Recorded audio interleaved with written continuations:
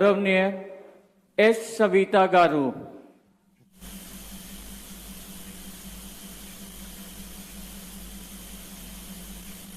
నేను సంజీవిరెడ్డి గారి సవిత అనే నేను శాసనం ద్వారా నిర్మాతమైన భారత రాజ్యాంగ పట్ల నిజమైన విశ్వాసం విధేయత చూపుతానని, భారతదేశ సార్వభౌమ అధికార సమగ్రతను కాపాడతానని, ఆంధ్రప్రదేశ్ రాష్ట్ర మంత్రిగా నా కర్తవ్యాలను శ్రద్ధతో అంతఃకరణ శుద్ధితో నిర్వహిస్తానని, భయం గాని పక్షపాతం గాని రాగద్వేషాలు గాని లేకుండా రాజ్యాంగాన్ని శాసనాలను అనుసరించి ప్రజలందరికీ న్యాయం చేకూరుస్తానని దైవ సాక్షిగా ప్రమాణం చేస్తున్నాను.